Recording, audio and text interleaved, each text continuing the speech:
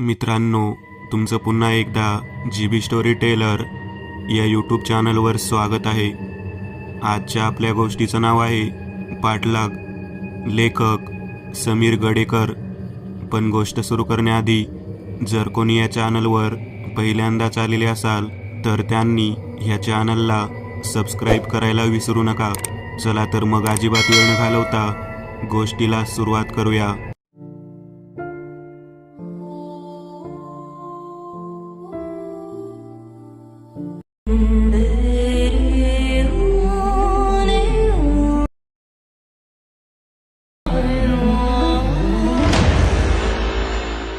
रात्रीचे 9:30 वाजले.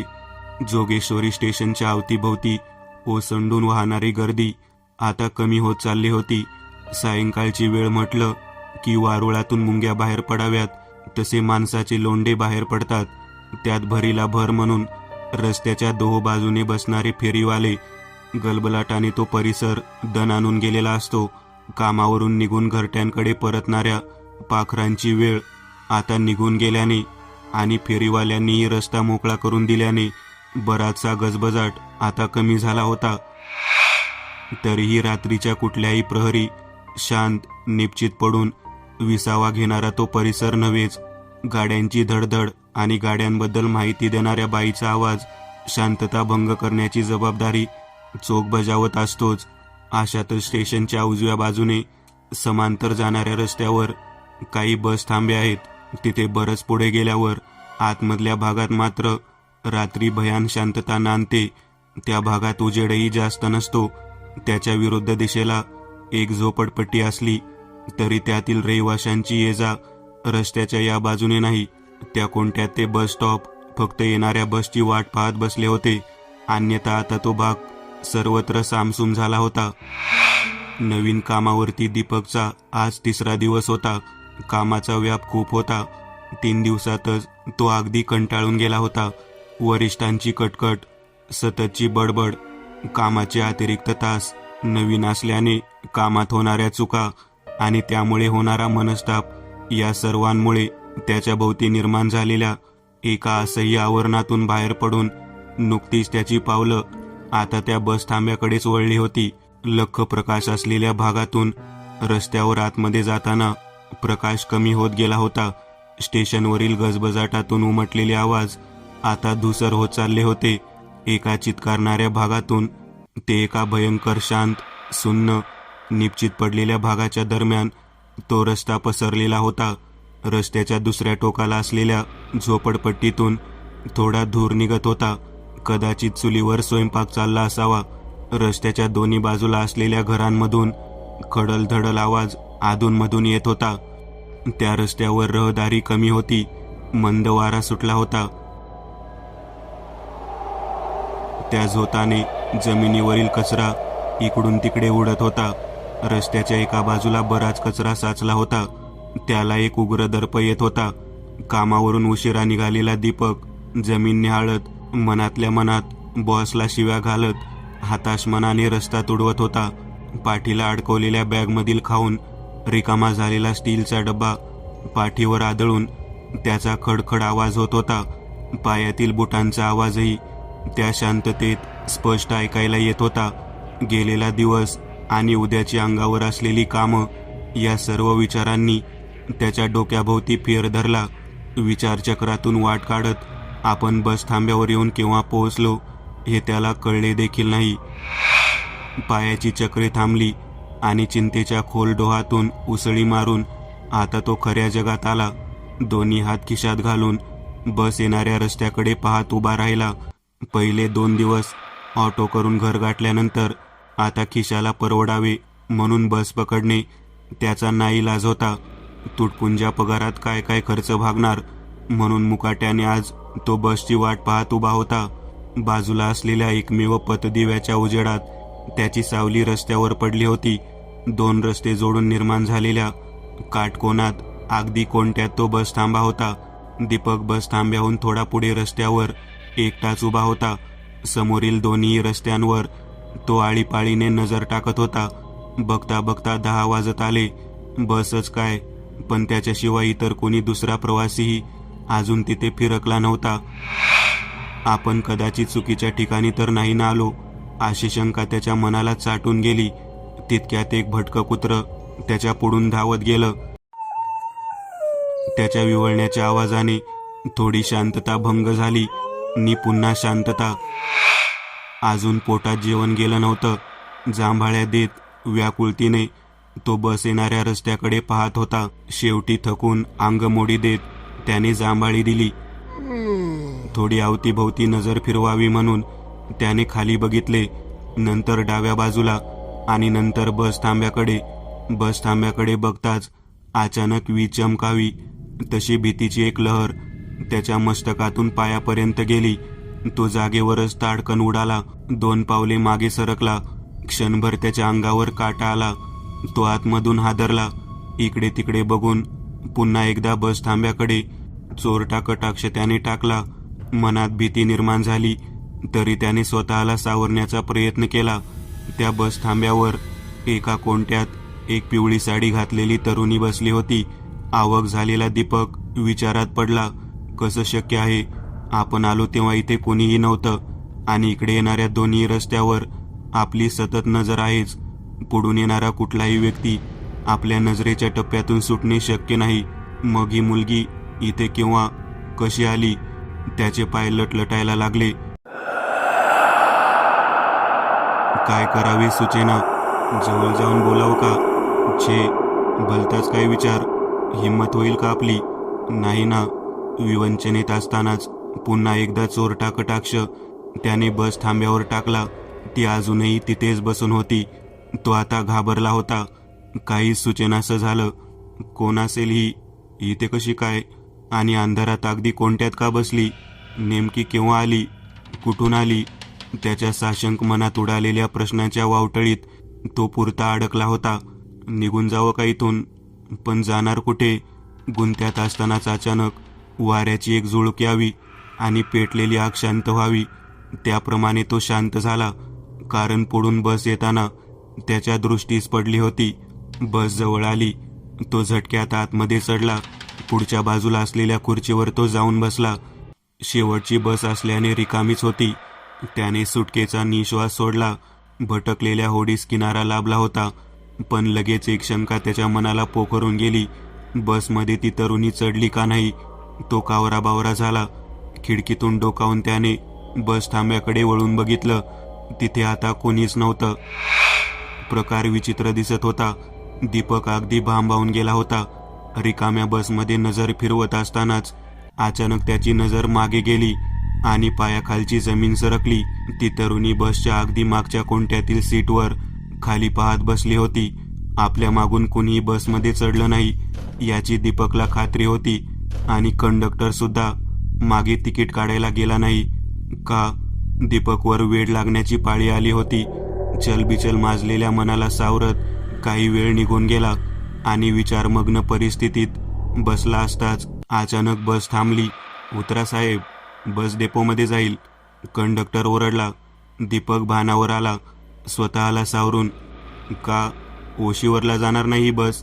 412 नंबरचीच बस नाही. दीपक लगेच बोलला.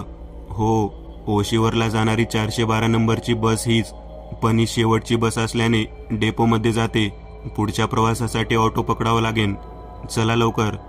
कंडक्टर स्पष्टीकरण दिले. नाईलाजाने दीपक खाली उतरला आणि बस लगेच डेपोमध्ये गेली. दीपक रस्त्याने पुढे चालायला लागला. थोड्याच वेळात एक गोष्ट त्याच्या लक्षात आली. बस डेपोमध्ये जाताना फक्त आपणच खाली उतरलो.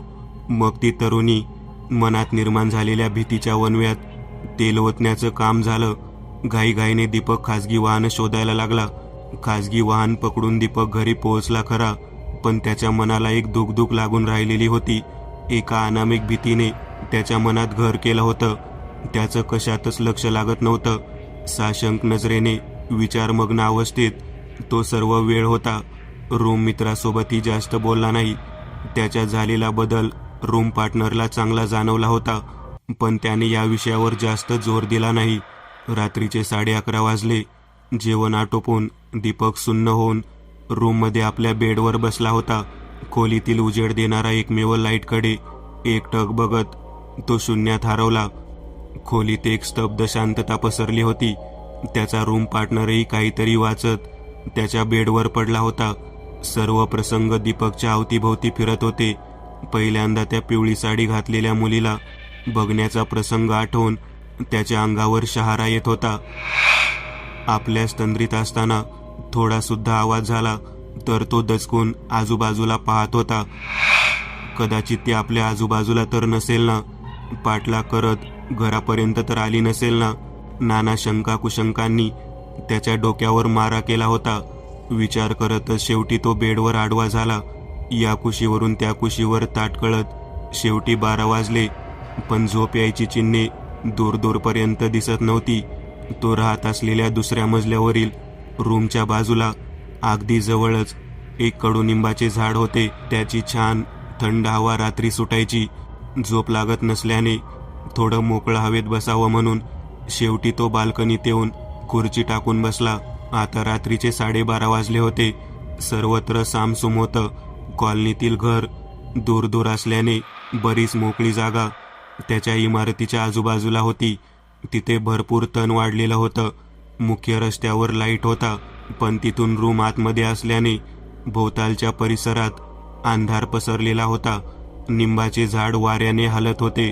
आज वातावरण ढगाळ होते. चंद्र चांदण्या दडी मारून बसलेल्या होत्या. थंड वारा सुटला होता. सर्वत्र काळोख पसरला होता. त्या स्मशान शांततेत मध्येच एखाद्या कुत्र्याचा विवळण्याचा आवाज शांतता भंग करत होता. आजूबाजूची सर्व घर दिवे बंद करून अंधारात चिडीचूप निद्रिस्त झाली होती. कुठेच कसली हालचाल जाणवत नव्हती. बाल्कनीत बनियान घालून खुर्चीत बसलेला दीपक विचारसागरात अखंड बुडाला होता. स्तब्ध, एखाद्या प्रेताप्रमाणे त्याची अवस्था झाली होती. इतक्यात कानावर एक शिट्टी वाजल्याचा जोरदार आवाज आला आणि तो खाडकन तंद्रीतून बाहेर आला. गस्त घालणारा गार्ड शिट्टी वाजवत निघून गेला. बाल्कनीत डिस्टर्ब होऊन बसलेला दीपक सभोवतालच्या परिसरावर नजर फिरवायला लागला. त्या स्तब्ध शांततेत तो परिसर निहाळत असतानाच अचानक निंबाच्या झाडाची एक फांदी वाऱ्यासोबत उडत येऊन धपकन त्याच्या पुढ्यात पडली. तो दचकला, क्षणभर गांगारला. थंड वाऱ्याची एक झुळूक त्याच्या शरीराला चाटून गेली. तो आजूबाजूला पाहायला लागला. शांत सागरात दगड पडून भीतीचे कितीतरी तरंग त्याच्या मनात निर्माण झाले. सभोवताल बघताना त्याची ओझरती नजर झाडावर गेली. निंबाच्या झाडावर असलेला एक पिवळ्या रंगाचा ठिपका त्याच्या नजरेतून निसटून गेला आणि दचकून तो 2 पावले मागे सरकला. स्पष्ट बघितले असता तो झाडावर अडकलेला एक कापड होता. योगायोगाने त्याचा रंग पिवळा होता, पण थोड्या वेळासाठी दीपकच्या मनात निखाऱ्यावर पुंकर घालण्याचे काम त्याने केले होते. श्वास जड झालेल्या दीपकची नजर झाडाच्या बुंद्याजवळ गेली. तिथे एक कुत्रा डोळे रोखून त्याच्या दिशेने एकटक बघत होता. त्याचे डोळे अंधारात चमकत होते. काहीशी अभद्र जाणीव दीपकला झाली आणि इतक्यात अचानक झाडावर एक हालचाल जाणवली. झाडावरून कोणीतरी चालत असल्याचा त्याला भास झाला. आता मात्र त्याचा संयम सुटला. थरथरलेल्या पायांनी वेग पकडला. क्षणार्धात खोलीच्या आतमध्ये तो पळाला. पांघरुणाखाली जाऊन तो जोरजोराने श्वास टाकायला लागला. सर्वांगाला घाम फुटला होता. काही वेळ जाते न जाते गोदडीखाली थरथरत असलेल्या दीपकने अचानक दाराचा आवाज ऐकला. कोणीतरी दारातून आत आलं होतं.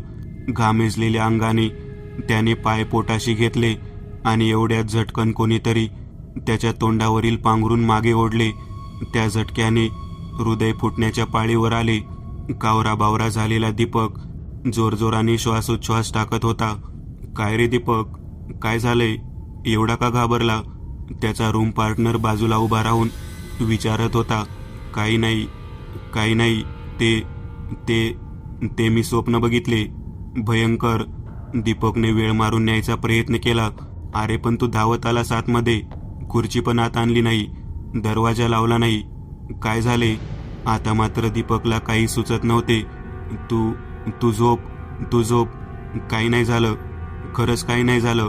त्याची घाबरलेली परिस्थिती पाहून पार्टनरने सुद्धा विषय जास्त ताणला नाही. मनावरील भयाच्या विळख्यात गुदमरून जोरात श्वासोच्छ्वास टाकणाऱ्या दीपकला रात्रभर झोप लागली नाही. सकाळी 7:30 वाजले. एव्हाना चांगलंच उजाडलं होतं. दीपक राहत असलेल्या इमारतीपुढून जाणाऱ्या रस्त्यावर येणाऱ्या जाणाऱ्या गाड्यांचे आवाज ऐकायला यायला लागले. सूर्यकिरणांची तिरीप खोलीपुढील बाल्कनीत पडून थोडा प्रकाश आतमध्ये आला. बाजूच्या झाडांवरून पक्ष्यांचा किलबिलाट वाढला.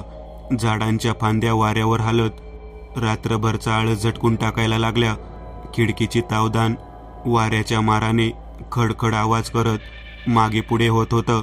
त्या परिसरावरील पसरलेली एक भयान अभद्र पडछाया जाऊन एक प्रसन्न सकाळ त्याच्या बाल्कनीत आता येऊन बसली. डोक्यावरून पांघरून बाजूला करून दीपकने बदललेल्या वातावरणात मोकळा श्वास घेतला. काही प्रमाणात का होईना त्याच्या भोवती निर्माण झालेलं भीतीचं वलय दूर व्हायला थोडी मदत झाली. त्याचा रूम पार्टनर सकाळी लवकरच कामावर निघून गेला होता. दीपकने सर्व प्रातःविधी आटपून तो कामावर रवाना झाला. ऑफिसमध्ये खुर्चीवर बसून तो तंद्री लागून मॉनिटरकडे एकटक बघत बसला होता. तेवढ्या टेबलवर एक हात वाजला. साहेब, झोप झाली नाही वाटतं, एक सहकारी बोलत निघून गेला. तंद्रीतून बाहेर येऊन दीपक कामाला लागला. कामाचा व्याप जास्त असल्याने त्याच्या डोक्यातील विचारचक्रे थांबून ज्या प्रवाहात तो रात्रभर वाहत होता त्यातून थोडं बाजूला व्हायला मदत झाली. कामाच्या धावपळीत दिवस निघून गेला. संध्याकाळ होऊन कंपनीच्या भल्या मोठ्या आकाराच्या खिडक्यांबाहेर अंधार दिसायला लागला. काही सहकारी हळूहळू निघून आता दीपकसह मोजके 10-12 लोक फक्त शिल्लक होते. नौका असल्याने दीपकला उशीर व्हायचा. शेवटी बघता बघता 9 वाजले. अंगमोडी देऊन दिवसभराचा थकवा घालवण्याचा प्रयत्न त्याने केला आणि जांभाळी देतच तो उठला. बॅग उचलून कोणाशीच न बोलता त्याने ऑफिसला राम ठोकला. गेटवर एक भलं मोठं रजिस्टर पुढ्यात घेऊन बसलेला चौकीदार त्याच्याकडे पाहून हसून हात दाखवित होता. दीपकने त्याच्याकडे पाहून आपल्या ओठांवर एक लाचार आणि केविलवान स्मितहास्य जबरदस्तीने फुलवलं. ऑफिस पुढील पार्किंग आता 90% कमी झाली होती. त्याची पावलं बस थांब्याच्या दिशेने वळली. मात्र आज ही वेगळीच योजना त्याने दिवसभर विचार करून बनवून ठेवली होती. नेहमीच्या बस थांब्यावर न जाता त्याच्या आधी ती बस ज्या थांब्यावर थांबत असे तिथे जाऊन तो निश्चिंतपणे उभा राहिला. व्हॉट्सॲप, इंस्टाग्राम, फेसबुक सर्व आळीपाळीने चालत असतानाच बसच्या आवाजाने हाताला लागलेलं काम थांबून मोबाईल खिशात गेला. आतमध्ये चढून पुढच्या सीटवर जाऊन बसलेल्या दीपकच्या हृदयाने हळूहळू धडकायला सुरुवात केली. कारण थोड्याच अंतरावर आता तो थांबा येणार होता. जसजसा तो जवळ येत होता त्याचा श्वास खालीवर व्हायला लागला. शेवटच्या बॉलवर जिंकला जाणारा सामना पाहत असताना व्हावी तशी अवस्था त्याची झाली. अखेर तो बस थांबा जवळ येत असताना त्याने खिडकीतून डोकावून त्या दिशेने बघितले. पूर्ण चित्र स्पष्ट होईपर्यंत डोळ्याची पापणी हलली नाही. तिथे आता कोणीही नव्हतं. सुटकेचा निश्वास सोडून त्याने ताठ झालेलं शरीर मोकळं सोडलं आणि डोकं सीटवर टेकवलं. धोधो वाहणाऱ्या धबधब्याचं रूपांतर आता शांत सरोवरात झालं. कुठेतरी एक स्थैर्य त्याच्या मनाला लाभलं. तो आता अंग मोकळं सोडून आरामात बसला.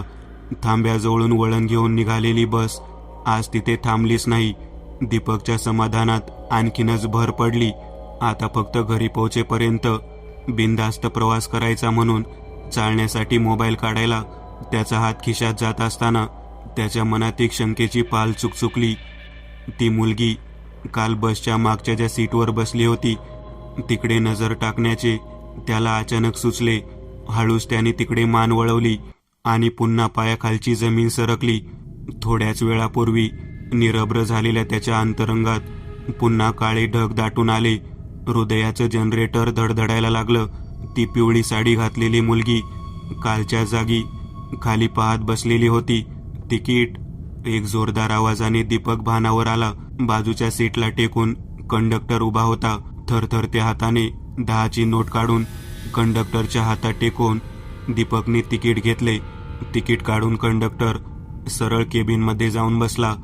तो तिकीट काढायला मागे गेला नाही. हातातील तिकीट हातातच धरून ठेवत एका पुतळ्याप्रमाणे पुन्हा भीतीच्या डोहात बुडाला. पुन्हा मागे बघण्याची आता त्याची हिंमत होत नव्हती. बघता बघता कालप्रमाणेच काही वेळ गेल्यानंतर कंडक्टरचा पुन्हा आवाज आला, बस डेपोमध्ये जाईल, उतरून घ्या. नाईलाजाने दीपक उठला. मागे नजर टाकली तर ती तिथेच होती. तो खाली उतरला आणि बस डेपोत गेली. भेदरलेल्या दीपकला त्यावेळी ऑटो लवकर मिळत नव्हता. काही वेळाने कसा तरी एक चालक थांबला, पण त्यानेही आतमध्ये न जाता फाट्यावरच सोडण्याच्या बोलीवर दीपकला गाडीत घेतले. मुख्य रस्त्यापासून आतमध्ये जावे लागणार होते. खोली बरेच आतमध्ये होती. 2-3 वळणं तरी अजून लागणार होती. या भागात रस्त्यापासून बऱ्याच आतमध्ये घरांची सुरुवात होत असल्याने या परिसरात सुरुवातीच्या भागात अंधार दाटला होता. ऑटोतून उतरलेल्या दीपकची पावलं आता घराकडे वळली. रस्त्याने जाताना रस्त्याच्या बाजूलाच एक भला मोठा नाला होता. रस्त्यावरून शांततेतून वाट काढत असताना आवाजाने तो दचकला. रस्त्याच्या बाजूला असलेल्या नाल्यात तिथल्या चिखलात लोळत पडलेल्या डुकराने आवाज काढला होता. आता झपाझप पावलं उचलत घर लवकरात लवकर जवळ करण्याच्या इच्छेने तो पेटला, पण संकट पाठ सोडायला तयार नव्हतं. अंधारातून वाट काढत असताना थोडं दूर प्रकाश दिसत होता. त्याच्या थोड्या आधी एक बस थांबा अजून लागणार होता. आतमध्ये येणारी बस तिथे थांबायची. तो बस थांबा नजरेच्या टप्प्यात येताच दीपकची पावले जागीच थबकली. एका बदराची चाहूल त्याला लागली. त्याचा वेग मंदावला. मनात कालवाकालव सुरू झाली. साशंकतेच्या भुंग्याने त्याचं डोकं कुरतडायला आता सुरुवात केली. हळूहळू पावले उचलत दीपक रस्त्यात उडत होता. तसतसा तो बस थांबा स्पष्ट रूप घेत होता. हृदयाचे ठोके वाढत होते. अंगाला घाम फुटायला सुरुवात झाली. श्वासोच्छ्वासाचा वेग वाढला. त्या सुनसान रस्त्यावर यावेळी इतर कोणी वाटसरू सुद्धा दिसत नव्हतं. जणू देवाने सर्व तयारी करून ठेवली होती. दोन्ही हात खिशात घालून जड झालेली पावलं तो उचलत होता आणि क्षणार्धात प्रचंड विद्युत लहरी शरीरात उठाव्यात त्याप्रमाणे परिस्थिती होऊन घामाचे लोट खालच्या दिशेने निघाले. अंग थरथरायला लागलं.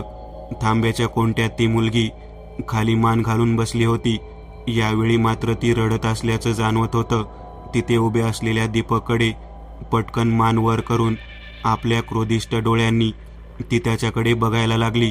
ह्या अशा अचानक झटक्याने गलथान झालेलं शरीर जमिनीवर कोसळण्याआधीच स्वतःला सांभाळत शक्य तेवढी ताकद एकवटून दीपकने धावायला सुरुवात केली. प्रचंड वेगाने धावत भरपूर पुढे आल्यावर थकून शेवटी तो एका ठिकाणी रस्त्याच्या मधोमध उभा राहिला. दोन्ही हात गुडघ्यावर टेकून जमिनीकडे पाहत कमरेतून वाकून तो जोरजोरात श्वास टाकायला लागला. थोडा शांत झाल्यावर त्याने हलकेच नजर मागे टाकली. ती रस्त्याच्या मधोमध उभी राहून त्याच्याकडे बघत होती. आता मात्र दीपकच्या पायाने चांगलाच वेग पकडला आणि तो सरळ खोलीत घुसून बेडवर आडवा झाला. कपडे न बदलता तो पाय पोटूशी घेऊन पांघरुणाखाली लपला. दरवाजा लावला नाही, बूटसुद्धा काढले नाही. बॅग जमिनीवर पडलेली. शर्टच्या खिशातील काही सुट्ट्या पैशांच्या स्वरूपातील रोकड बेडवरती पसरली. काही नोटा घामाने भिजल्या. सुदैवाने त्याचा रूम पार्टनर अनिकेत अजून आलेला नव्हता. रात्री उशिरा तो घरी आला तेव्हा त्याला पांघरुणाखाली थरथर जाणवली. लाईट अजून सुरूच होता. टिफिन दाराच्या बाजूला ठेवलेला होता, म्हणजेच तो खाल्लेला नाही हे अनिकेतने ओळखले. पांघरुणाखाली बाहेर आलेले बूट घातलेले पाय दिसून पडत होते. प्रकार एकंदरीतच विचित्र वाटत होता. दीपक, ए दीपक, अनिकेतने आवाज दिला. काहीच प्रतिसाद मिळाला नाही. शेवटी तोंडावरील पांघरून त्याने हळूच मागे ओढले. घामाने चिंब झालेला दीपक या धक्क्याने कावराबावरा झाला. काय रे, एवढा का घाबरलेला दिसतोस? जेवण पण केलं नाही, कपडे बूट काढले नाही. गतप्राण होऊन पडलेल्या शरीराप्रमाणे अवस्था झालेला दीपक अगदी केविलवाने आवाजात बोलला, काही नाही रे, थोडं बरं वाटत नव्हतं. तू जेव, मी झोपतो. साशंक नजरेने अनिकेत दीपककडे पाहत होता. खरं काय ते मला सांग तरी. 2 दिवस झाले काहीतरी बिघडलेलं दिसतंय. अनिकेतने बरीच गळ घातल्यानंतर उद्या या विषयावर बोलूया या आश्वासनावर अनिकेतने त्याचा पिच्छा सोडला. कसे तरी जेवण आटोपून ते दोघे झोपी गेले. दुसऱ्या दिवशी दीपक कामावर पोहोचला तेव्हा काम सोडून गावी जाण्याचा विचार दीपकने पक्का केला. त्याशिवाय यातून सुटका नाही असा समज त्याने करून घेतला होता. तसाही कामाचा व्याप जास्त, कामावर रोजची कटकट, त्यात भरीस भर घालून हे नवीन प्रकरण डोक्यावर येऊन बसलं होतं. टेबलावर दोन्ही हात ठेवून त्यावर डोकं टेकून तो बसला. काम करणेही त्याच्या जीवावर आले होते. कसा बसा दिवस त्याने घालवला. सगळी कामे आटोपून हताश मनाने रात्री 9:30 वाजता तो ऑफिसमधून बाहेर आला. तो रस्त्यावर येताच त्याच्या समोर एक गाडी येऊन थांबली आणि समोरील दृश्य पाहून तो अवाक झाला आणि तोंड वासून पाहतच राहिला. दीपक रस्त्यावर उभा असताना त्याच्या पुढ्यात आलेल्या गाडीचे ब्रेक कचकन दाबले गेले. ड्रायव्हरची काच खाली होत होती. तेव्हा दीपकच्या आश्चर्याला पारावार उरला नाही. 8 वर्षांपासून कधीही गाठ भेट नसलेला कॉलेजमधील त्याचा अगदी जिव्हाळ्याचा मित्र महेश गाडीमध्ये बसून दीपककडे बघून हसत होता. अरे नालायका, बेशरम साल्या मया, एवढ्या दिवसांनी. मनातील मरगळ झटकून अगदी जोशात दीपकच्या तोंडून शब्द बाहेर पडले. थोड्या वेळासाठी आपला जीवलग मित्र अचानक आपल्या नजरेपुढे बघून दीपकच्या शरीरात एक वेगळीच ऊर्जा निर्माण झाली. संकटाच्या वेळी ज्या व्यक्तीची गरज भासावी नेमकी तीच व्यक्ती त्याला डोळ्यापुढे दिसत होती. दीपकच्या मनावरील भीतीने निर्माण झालेली मळप वाऱ्यासारखी उडून गेली. जणू परमेश्वराने संकटात मदत पाठवावी. कुठेतरी एका गडद अंधारात एक आशेचा किरण दिसावा, वादळात सापडलेल्या होडीला किनारा भेटावा, याप्रमाणे परिस्थिती निर्माण झाली होती. दीपकला महेशला पाहून खूप बरं वाटलं. एक आधार त्याला भेटला होता. आपला त्रास त्याच्याशी सामायिक करून काही मार्ग काढता येईल. तसेच त्याच्या गाडीतच आज घरापर्यंत जाता येईल. त्यामुळे बस पकडण्याचा आणि नेहमीच्या पाठलागाला सामोरे जाण्याच्या त्रासापासून आज तरी मुक्ती मिळणार म्हणून एक आशेचा किरण त्याच्या डोळ्यात ठेवायला लागला. अरे फोन नाही, काही नाही, एकदम पुढे येऊन भेटतोय. सरप्राईज मेरी डार्लिंग, सरप्राईज, तुला नाही कळणार. लगेच कारचं दार उघडून महेश बाहेर आला आणि दीपकच्या गळ्यात पडला. तुम्ही लोक पण ना. अरे पण तुला कसं माहिती माझ्या जॉबबद्दल? अरे फेसबुकवरून सर्व माहिती घेतली आणि ऑफिस सुटायच्या वेळेवर थोडं मागे गाडी पार्क करून तुझी वाट पाहत बसलो होतो. 2 तास झाले तिथेच ताट कळतोय मी. ही काही वेळ आहे ऑफिस सुटायची? दीपक आता जोशात आला होता. त्याच्या आनंदाला पारावर उरला नाही. हे सगळं पोथीपुराण आताच वाचायचं का? खूप भूक लागली. आधी रूमवर जाऊयात, मग पुढचा प्लॅन ठरवूया, दीपक बोलला. महेशने गेट उघडून दीपकला आतमध्ये घेतलं आणि तो पुढच्या ड्रायव्हर सीटवर बसला. गाडी घराच्या दिशेने निघाली. गाडीमध्ये भरपूर गप्पा गोष्टी निघत होत्या. गेल्या 8 वर्षात पुलाखालून बरेच पाणी वाहून गेले होते. त्यामुळे विषयांची कमतरता नव्हती. गप्पांच्या ओघात दीपक सर्व काही विसरला होता. पण जसा वेळ जात होता का कोण जाणे महेशच्या बोलण्याकडे त्याचं लक्ष लागत नव्हतं. तो बोलत असलेले शब्द थोडे दुरून येत असल्यासारखे वाटत होते. मन चलबिचल झालं होतं. कसली तरी एक चाहूल त्याला लागली होती. कोणीतरी मागे बसून आपल्या गप्पा ऐकतोय, आपल्याला बघतोय असं त्याला वाटायला लागलं. महेशची सतत बडबड सुरू होती, पण दीपक एका वेगळ्याच दुनियेत होता. एक वेगळाच वेध घेत होता. मागे कोणीतरी आहे हे त्याला पक्क झालं होतं आणि ते आपल्याकडे बघत आहे हे त्याला जाणवत होतं. आता हिम्मत करून हळूहळू त्याने मान मागे वळायला सुरुवात केली आणि जसं मागे बघितलं तसा भीतीने एकच भडका उडाला. मागचे दृश्य पाहून तो जोरात किंचाळला. पिवळी साडी घातलेली मुलगी मागे बसून क्रोधिष्ट आणि लाल झालेल्या डोळ्यांनी त्याच्याकडे बघत होती. यावेळी तिचे केस अस्ताव्यस्त झालेले आणि साडीचा तोलही बिघडलेला होता. दीपकच्या किंचाळण्याने महेशने दचकून गाडी थांबवली. अरे काय झालं रे एवढं किंचाळायला? काही नाही, तू आधी गाडी स्टार्ट कर, आधी रूमवर चल लवकर. अरे पण तुला बोललो ना यार, चल म्हणून लवकर. जवळजवळ दीपक महेशवर ओरडलाच. महेशने मुकाट्याने गाडी सुरू केली. खोलीवर पोहोचून दीपक बेडवर उशीला टेकून बसला. त्याचा मित्र अनिकेत आलेला होता. आता बोल, काय झालं? महेशने विचारले. थोडं थांब यार, मला थोडा वेळ दे, दम टाकत दीपक बोलला. तेवढ्यात अनिकेतने महेशला बाजूला बोलावले. तो त्याला बाल्कनीत घेऊन गेला आणि 2 दिवसांपासून घडत असलेला प्रकार सविस्तर त्याच्या कानावर टाकला. त्यांच्या गप्पांमध्ये थोडा वेळ गेला. ते दोघे आतमध्ये आले तेव्हा दीपक बेडवर आडवा पडला होता. बोलायच्या मनस्थितीत नव्हता. तू एक काम कर दीपक, आता आराम कर, मी सकाळी येतो, महेश समजुतीच्या स्वरात बोलला. अरे महेश थांब रे, लगेच कसा जातो, मी कसं सांगू यार तुम्हाला. दीपक, महेश आणि अनिकेत या दोघांच्या मध्ये आता बेडवर बसला होता. तू आधी शांत हो. हातातला पाण्याचा ग्लास दीपकला देत अनिकेत बोलला. गटागटा पाणी पिऊन दीपकने डोकं भिंतीवर टेकवलं. एक दीर्घ श्वास घेतला. बोल ना, आता काय झालं. महेशने त्याच्या कपाळावर हात फिरवला. संपूर्ण अवसान गोळा करून दीपकने आपल्या तोंडातून शब्दांना वाट मोकळी करून दिली. मला भास होत आहेत यार, कुणीतरी दिसतंय, कुणीतरी पाठला करतोय माझा. महेश आणि अनिकेतने खोदून खोदून सर्व विचारलं. तेव्हा दीपकने सगळा प्रकार स्पष्ट केला. मानसिक दडपणातून दीपकला भास होत असावेत, त्याला मानसिक डॉक्टरांना दाखवायला पाहिजे. हा सल्ला अनिकेतने महेशला खासगीत दिला. त्या रात्री जास्त न जागता सगळे लवकरच झोपी गेले. सकाळी महेशने दीपकला ऑफिसमध्ये सोडले. संध्याकाळी घ्यायला येतो सांगून तो इतरत्र निघून गेला. ऑफिसमध्ये आजही तो जड डोक्याने सर्व काम आटोपत होता. महेश आल्याने त्याला थोडा आधार वाटला होता, पण हा प्रकार काही त्याचा पिच्छा सोडायला तयार नव्हता. आज काम पटापट आटपून मध्ये 4 ते 6च्या दरम्यान त्याला थोडा ब्रेक मिळाला. थोडा रिकामा वेळ विचारात असतानाच दीपकला अचानक काहीतरी सुचलं. कॉलेजचे दिवस आठवले. तेव्हा महेश सारखाच यश नावाचा त्याचा आणखी एक मित्र होता. दीपक, महेश, यश असं त्रिकूट त्यावेळी फेमस होतं कॉलेजमध्ये. महेशची भेट झाल्यानंतर यशची आठवणीने साहजिकच होते. बरेच दिवस झाले त्याच्याशी बोलणं झालं नव्हतं. आपल्या झालेल्या भेटीविषयी बोलावं, क्षेमकुशल विचारावं आणि जमल्यास बोलावून घ्यावं. तिघांची भेट झाल्यास तो एक खूप चांगला योग होईल म्हणून दीपकने यशला फोन लावला. हॅलो, अरे गायकवाड साहेब, बऱ्याच दिवसांनी कॉल, चुकून बटन दाबलं की काय. एक खट्याळ आवाज दीपकने ऐकला. तुमचे तर रोजच कॉल्स येतात ना देशपांडे साहेब, दीपकने प्रत्युत्तर दिले. चला कामाचं बोलूया. काय कसं काय चाललंय, तब्येत वगैरे ठीक आहे ना.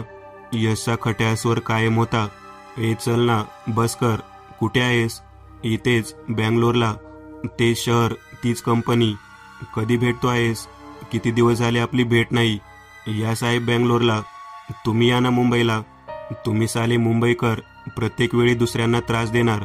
अरे तू मुंबईला आलास तर जास्त फायदा होईल. तो कसा, महेशची भेट होईल. कालच आलाय, रात्री माझ्याच रूमवर होता. काय बोलतोयस. अरे खरंच, भाड्याने सरप्राईज दिला. अरे सरळ कंपनी पुढे उभा, हसतोय लबाड, थोडा फुगलाय अंगात, चेहरा पण फुगलाय. अगदी मोठा माणूस वाटतोय. चांगला कमावतोय गडी, स्वतःची कार, आणि आम्ही साले अजून बससाठी ताटकळतोय. ओके, अजून काही. अरे अजून काय, म्हणून म्हटलं ये तू पण, धमाल करूयात. तू कुठे आहे आता. मी ऑफिसमध्ये आहे. तू गेलाय बाहेर त्याच्या कामाने. बोल ना, येशील तर. थोडा वेळ काहीच रिप्लाय आला नाही. बोल ना लवकर. पुन्हा काहीच आवाज आला नाही. यश, अरे काय झाले. मी एकटाच बडबडतोय. बोल नाही तर ठेवतोय फोन. अरे बोल ना काय. अरे मी काय विचारतोय तुला कळत नाही का. दीपक तुला वेड लागले का की डोक्यावर पडलास कुठे. काही बरळतोस. गपरे, वेड लागल्यासारखं काय बोललोय मी. असतोच कुठल्या दुनियेत रे तू. का काय झालं. अरे मूर्खा, आपला मित्र महेश 8 दिवसांपूर्वीच गेलाय जग सोडून. हायवेवर त्याच्या कारमध्ये संदिग्ध अवस्थेत मिळालंय त्याचं प्रेत. त्याच्या मृत्यूचे कारण अद्याप स्पष्ट होऊ शकले नाही. गाडी आणि बॉडी दोन्ही सुस्थितीत होते. अपघात देखील झालेला नव्हता. दीपकच्या हातून कानाला लावलेला मोबाईल मानसिक धक्क्याने खाली पडला. ऑफिसमधील सर्वांची नजर त्याच्याकडे वळली. काय रे, काय झालं. एका सहकार्याने विचारले. काही नाही रे, एका मित्राचा अपघात झालाय. ओ, एका सुरात म्हणत सर्व पुन्हा कामाला लागले. दीपकच्या आता कामावरून लक्ष उडाले होते. डोक्यावर जणू जोरदार प्रहार झाला होता. सगळंच काही विचित्र घडत होतं. अनाकलनीय असं. ज्या मित्राकडे तो उकाड्यातील श्रावणसरी म्हणून बघत होता, तोच मित्र आगीत राळ म्हणून पुढे आला होता. थोडा वेळ स्तब्ध, शांत सुन्न झालेला दीपक समाधी लागल्याप्रमाणे खुर्चीत बसून होता. त्याने कसंबसं दिवसभराचं काम आटोपलं. तब्येत ठीक नसल्याचे कारण सांगून तो आज लवकर घरी निघाला. थेट ऑटो पकडून तो खोलीवर पोहोचला. सुदैवाने शनिवार रविवार सुट्टी असल्याने 2 दिवस ऑफिसची कटकट नव्हती. तो कितीतरी वेळ विचारात मग्न अवस्थेत तसाच बेडवर पडून राहिला. छताकडे बघत शून्यात हरवलेला असतानाच अनिकेत आला. दोघांनी थोडी साधक बाधक चर्चा केली. महेश बद्दलचे वास्तव त्याने अनिकेतकडे सामायिक केले नाही आणि ते लवकरच झोपी गेले. शनिवारी सकाळीच दीपक बराच उशिरा झोपेतून उठला. आंघोळ आटोपून डबा पोटात रिचवला. अनिकेतला शनिवारी सुट्टी नसल्याने तो एकटाच होता. बाल्कनीत बसून घरापुढील रस्त्यावर पाहत तो बसला होता. विचार तरंगात हेलकावे खात असताना अचानक त्याला काहीतरी आठवलं. काल यश सोबत बोलत असताना मानसिक धक्क्याने फोन खाली पडला आणि बोलणं अर्धवट राहून गेलं. महेशच्या मृत्यूबद्दल सविस्तर विचारायचं राहिलं होतं. तो त्वरित आतमध्ये आला. चार्जिंगला लावलेला मोबाईल काढून त्याने यशचा नंबर डायल केला. थोडा वेळ बेल गेली आणि तिकडनं एका बाईचा आवाज आला. कदाचित ती यशची आई असावी. हॅलो, हां बोला. कोण, काकू का? होय बोलते. काकू, मी दीपक बोलतोय, यशचा मित्र. काल त्याच्याशी बोलणं अर्धवट राहून गेलं म्हणून फोन केला आज. आहे का तो तिथे? थोड्या शांततेनंतर, कशाला थट्टा करता हो? त्या आवाजात आता थोडा मार्दव आला होता. एक हुंदका देखील दीपकने हळू आवाजात ऐकला आणि फोनवर लगेच एक दुसरा व्यक्ती बोलायला लागला. हॅलो, मी यशचे वडील बोलतोय. 3 दिवस आधी यशचा मृत्यू झाला. हायवेवर त्याच्या गाडीमध्ये त्याचं प्रेस संदिग्ध अवस्थेत मिळालं. मृत्यूचं कारण स्पष्ट झालेलं नाही. दीपक धाडकन बेडवर कोसळला. मोबाईल बाजूला फेकला गेला. भिंतीला पाठ आणि मान टेकवून एखाद्या प्रेताप्रमाणे पडलेल्या दीपकची शुद्ध हरवण्याची वेळ आली होती. शनिवार पूर्ण दिवस दीपक एका वेगळ्याच जगात वावरत होता. रविवारी स्वतःला सावरून तो भूतकाळाच्या आठवणीत बुडून गेला.